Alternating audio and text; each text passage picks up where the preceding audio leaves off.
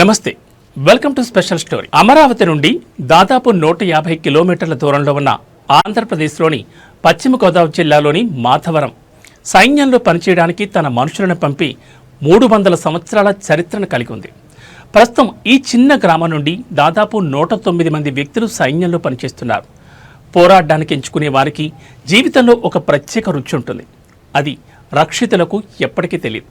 Captain are Subramanian కీర్తి చక్ర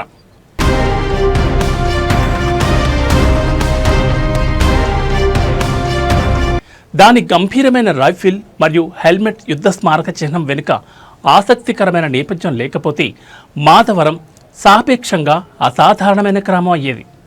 అమరావతి నుంచి దాదాపు 150 కిలోమీటర్ల దూరంలో ఉన్న ఆంధ్రప్రదేశ్లోని పశ్చిమ గోదావరి జిల్లాలోని ఈ చిన్న గ్రామం సైన్యంలో సేవ చేయడానికి తన సైనికులను పంపిన 300 సంవత్సరాల చరిత్రను కలిగి ఉంది. ఈ చిన్న గ్రామంలోని దాదాపు ప్రతి ఇంట్లో భారత సైన్యంలో కనీసం ఒక సభ్యుడు పనిచేస్తున్నాడు. కొంతమందిలో 4 కూడా ఉన్నారు. వాస్తవానికి ప్రస్తుతం ఈ గ్రామం నుంచి 109 మంది వ్యక్తులు సైన్యంలో పనిచేస్తున్నారు. మాధవరం సైనిక చరిత్ర దాని నివాసులకు గర్వకారణం.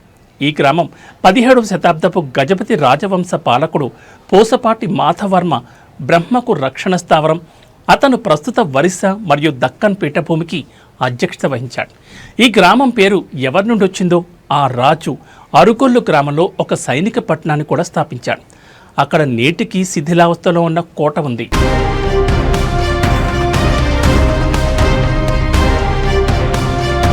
వలస పాలనలో ఈ మారుమూల గ్రామం నుంచి 90 మంది సైనికులు మొదటి ప్రపంచ యుద్ధంలో బ్రిటిష్ సామ్రాజ్యం తరపున పోరాడారు. రెండో ప్రపంచ యుద్ధంలో ఈ సంఖ్య 1110కి పెరిగింది.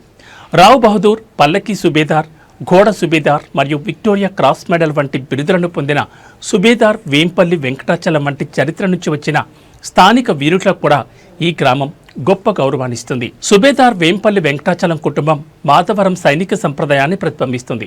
అతని కుమారుడు మార్కండేయులు 1962 చైనా భారత యుద్ధం, 1965 ఇండో పాక్ వివాదం, 1971 బంగ్లాదేశ్ విముక్తి యుద్ధంలో అలంకరించబడిన అనుభవజ్ఞుడు.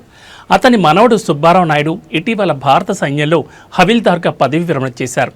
మరియు అతని మునిమనవడు మానస్ ఇప్పటికీ సైనిక సేవకు ఎంపికయ్యారు.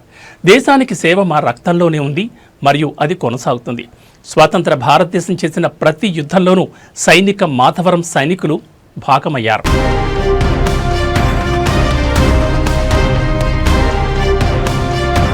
సంవత్సరాలుగా భారత సాయుధ దళాల్లో చేరడం గ్రామంలోని యువకులకు ఎంపికైన వృత్తిగా మిగిలిపోయింది. భారత వైమానిక దళం యుద్ధ విమానాలు నడపడానికి మహిళలను అనుమతించిందనే వార్త గ్రామ బాలికలను సైన్యం ఫీల్డ్ పోస్టులకు కూడా మహిళలను నియమించడం ప్రారంభిస్తుందని ఆశాభావం వ్యక్తం చేసింది. ఇటీవల 18 మంది భారత సైనికుల ప్రాణాలను బలిగొన్న ఊరి నుంచి నాగ విజయ్ మోహన్ కేవలం 15 కిలోమీటర్ల దూరంలో ఉన్నారు. టైమ్స్ ఆఫ్ ఇండియాకు వచ్చిన ఇంటర్వ్యూలో అతని 64 ఏళ్ల తండ్రి మాజీ సైనికుడు ఇలా అన్నారు: నా కొడుకు ఏదైనా చెడు జరిగితే అది మన మాతృభూమి కోసం చేసిన త్యాగం అనే ఓదార్పు ఉంటుంది. ఆమెలో గర్వం మరియు విధి యొక్క భావం. మోహన్ తల్లి తన భర్త గొంతును ప్రతిధ్వనిస్తూ ఇలా చెప్తోంది: నేను చివరిసారిగా అతనితో మాట్లాడింది అధికారులు వ్యక్తిగత మొబైళ్లను స్వాధీనం చేసుకునే ముందు.